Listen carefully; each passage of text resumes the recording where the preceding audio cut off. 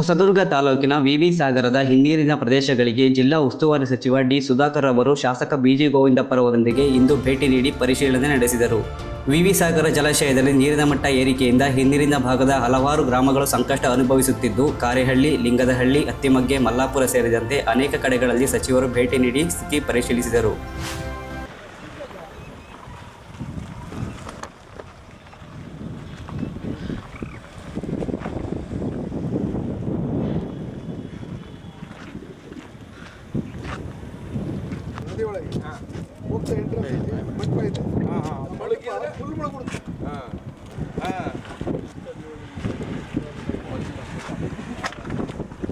ಇವತ್ತೊಂದು ಸ್ವಲ್ಪ ಕಮ್ಮಿ ಆಗಿರೋದು.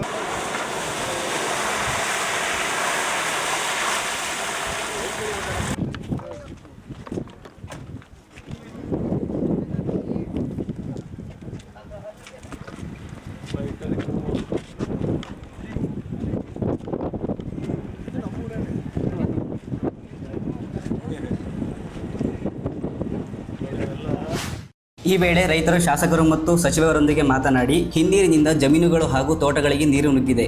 ರಸ್ತೆ ಹಾಗೂ ಸಂಪರ್ಕ ಸೇತುವೆಗಳು ಮುಳುಗಿದ್ದು ಸಂಚಾರ ಸಂಪೂರ್ಣವಾಗಿ ಸ್ಥಗಿತಗೊಂಡಿದೆ. ಶಾಲಾ ಕಾಲೇಜು ವಿದ್ಯಾರ್ಥಿಗಳು ಕಳೆದ 1 ವಾರದಿಂದ ಹತ್ತಿರದ ಪಟ್ಟಣಗಳಿಗೆ ತೆರಳಲು ತೊಂದರೆ ಅನುಭವಿಸುತ್ತಿದ್ದಾರೆ. 130 ಅಡಿ ತನಕ ನೀರಿದ್ದರೆ ಸಮಸ್ಯೆ ಇಲ್ಲ, ಆದರೆ ಅದಕ್ಕಿಂತ ಹೆಚ್ಚು ಬಂದರೆ ಗ್ರಾಮ ಹಾಗೂ ಜಮೀನುಗಳಿಗೆ ಹಿನ್ನೀರು ಹರಿದು ಬರುತ್ತಿದೆ.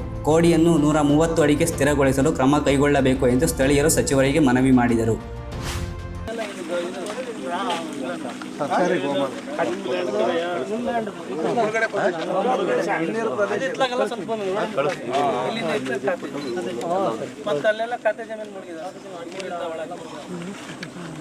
ಖಾತೆ ಜಮೀನು ನೀರು ಬಾಯಿ ಸರ್,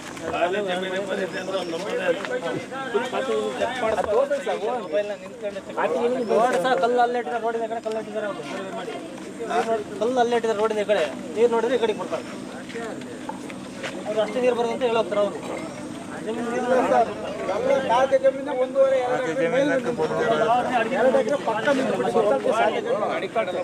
ಸುತ್ತಾಳ್ತೆ 2-2.5 ಎಕರೆ 3 ಎಕರೆ ಮೇಲೆ ನಿಂತಿದೆ. ಒಂದು ವಾರ ಆಯ್ತು ಸರ್ ಓಡಾಡಕ್ಕೆ. ಅದು ಭಾಳ ಜಮೀನು ಇರಲ್ಲ, ಒಂದೊಂದು ಎಕರೆ 3 ಜನ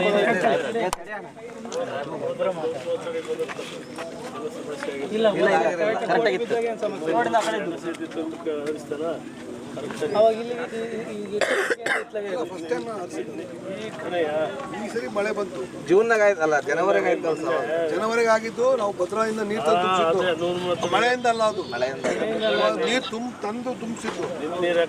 130ಕ್ಕೆ ತೊಂದರೆ ಇಲ್ಲ ಸರ್, ಅದ್ರ ಮೇಲ್ ಬಂದ್ರೆ ಹಿಂಗೆ ಒಳಗಡೆ 130 ರೋಡಿ ಬರಲ್ಲ, ಗೋಡಿನೂ ಬೀಳುತ್ತೆ, ಇಲ್ಲಿಗೂ ನಮಗೂ ತೊಂದರೆ ಇರಲ್ಲ. 130 ಒಳಗೆ ಇರ್ಬೋದು. ಗೋಡ್ ಬೀಳುತ್ತಲ್ಲಪ್ಪ, ಅಷ್ಟೇ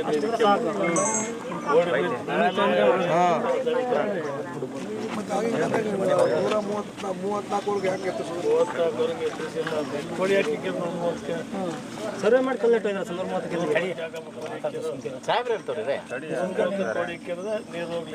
35 ಬಂದ್ರೆ ನಿಲ್ಲಲ್ಲ ಸರ್, 30ರವರೆಗೂ ಅಷ್ಟೇ ಬರುತ್ತೆ, ನಿಲ್ಲುತ್ತೆ, ಅಲ್ಲಿವರೆಗೂ ಹೋಗ್ತಲ್ಲ ಇರುತ್ತೆ.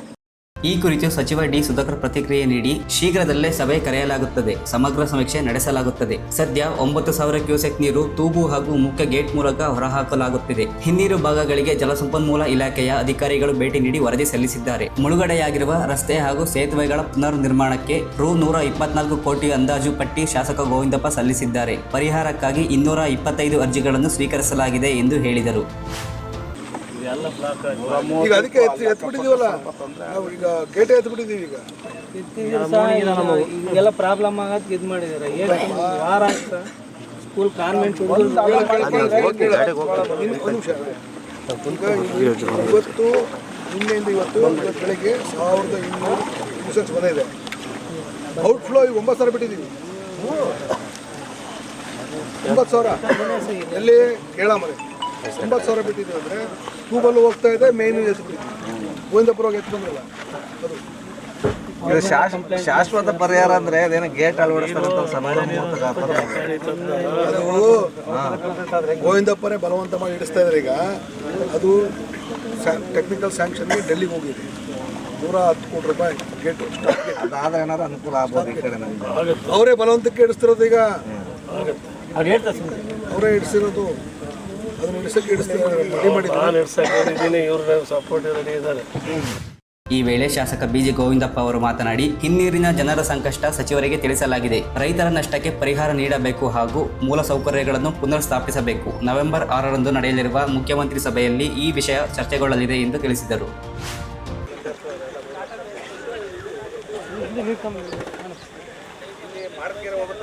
ಸ್ವಲ್ಪ ಅಣ್ಣ ಈ ಕಡೆ ಬನ್ನಿ, ಈ ಕಡೆ ಬನ್ನಿ.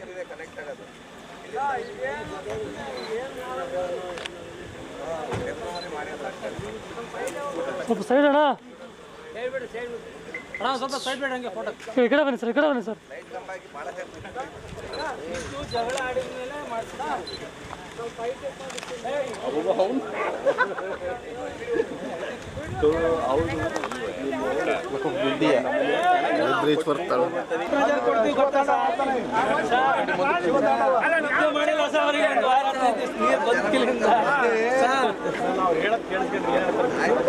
ಬೆಂಗಳೂರಾಗಿ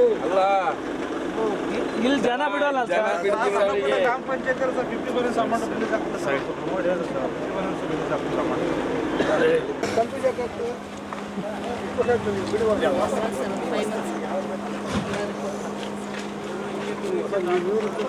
ರಿಕ್ರೂಟ್ಮೆಂಟ್ ಅಲ್ಲ ಸರ್, TPL ಇದೆ ಸರ್.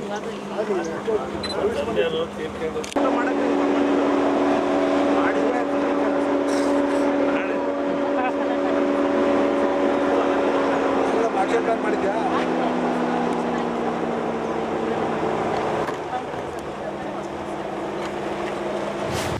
ಈ ಸಂದರ್ಭದಲ್ಲಿ ಕೆಪಿಸಿಸಿ ಸದಸ್ಯ ಅಲ್ತಾಫ್ ಪಾಷಾ, ಬ್ಲಾಕ್ ಕಾಂಗ್ರೆಸ್ ಅಧ್ಯಕ್ಷ ಲೋಕೇಶಪ್ಪ ಸೇರಿದಂತೆ ವಿವಿಧ ಇಲಾಖೆಗಳ ಅಧಿಕಾರಿಗಳು, ಮುಖಂಡರು ಹಾಗೂ ಸ್ಥಳೀಯರು ಉಪಸ್ಥಿತರಿದ್ದರು.